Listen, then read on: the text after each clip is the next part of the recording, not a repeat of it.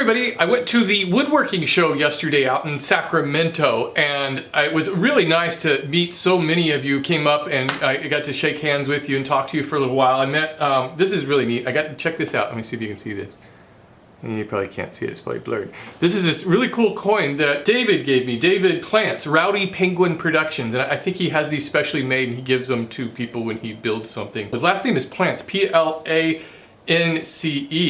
And you know, you take away the C and it's just plain, and he's got a hand plane on there too.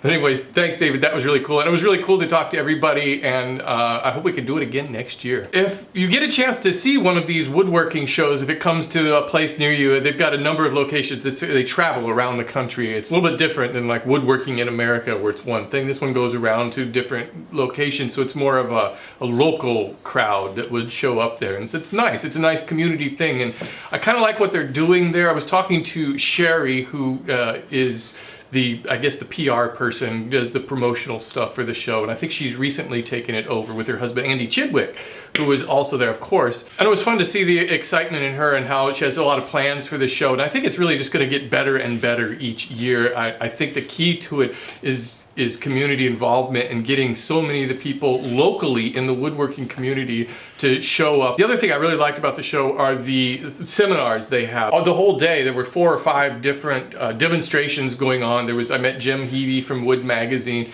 and of course Andy. And I wanted to say something about Andy Chidwick. If you don't know him, he does a woodworking school in Montana. I watched a couple of his live demonstrations, and his first one was more about kind of the philosophy of woodworking, which I found really interesting.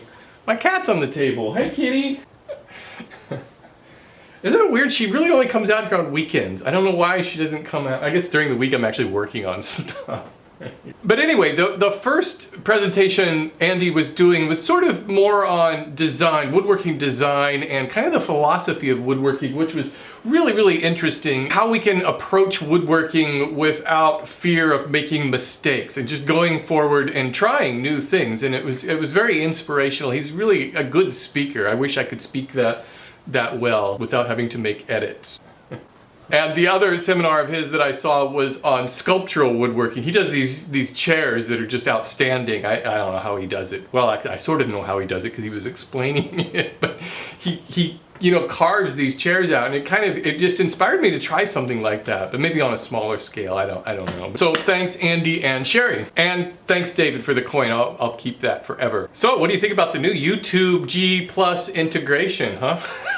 It's like all of my YouTube channels that I watch, and I'm reading the comments, and it's like all the comments now are just about this whole integration thing between Google Plus and YouTube. And if you don't know, I guess the deal is you have to have a Google Plus account if you want to comment, and the comments are new. And personally, I think it's a change for the better, because YouTube comments were just kind of, they were devolving. And so if this could kind of get a better caliber of comment, and it seems to be working, and they're kind of organized you know, in a tree fashion. Every time YouTube rolls out some sort of new change, and they do it all the time. They do it, you know, once or twice a year. I remember the last time everybody got all freaked out was when YouTube switched over to the YouTube One channel, where they changed your channel page around, and people were signing petitions to change it back and everything, and now everybody's fine with it. And it's happened. I've been on YouTube since like 2006 or something, I guess, and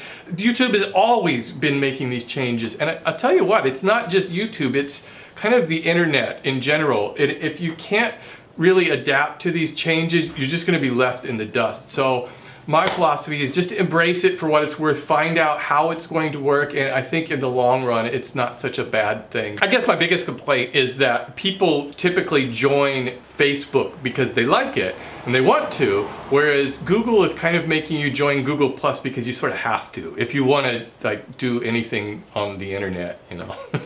Other than that, you don't have to join Google Plus. But I'm still really trying to figure out Google Plus, and I'm going to start using Google Plus a lot more. I was talking with Jay Bates, he seems to know a lot about this stuff. But he was kind of helping me out with how it all works, because Google Plus is confusing. I think it's confusing. The look of the page is confusing. There's too many different things going on. The whole circling thing is confusing.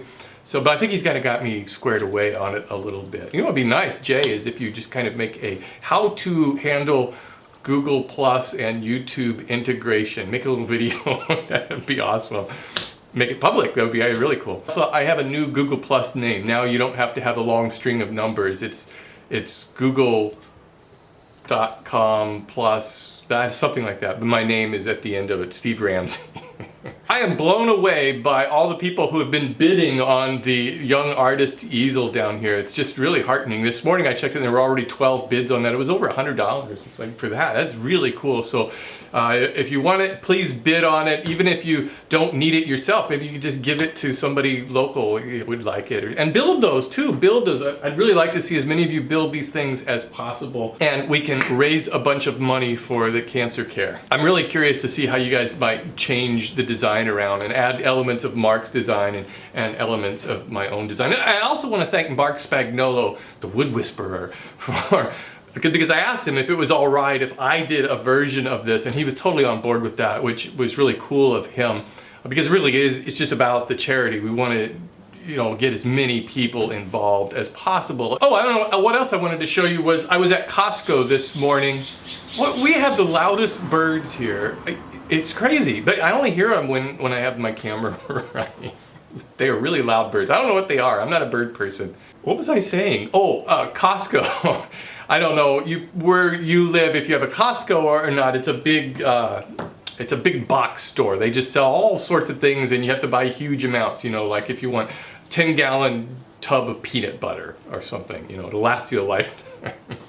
But they also have tools and stuff, and I was there today and they had a 208-piece drive set for your drill, you know, all the different heads and everything, and $25. But I'm sure they might not have it where you are. I think Costco gets things, every store is a little bit different, and you never know what they're gonna have. But anyways, I guess the point of it is, if you do go to Costco, don't forget to check. They have one aisle where they have tools in there sometimes, and you can get some really, really good deals on tools.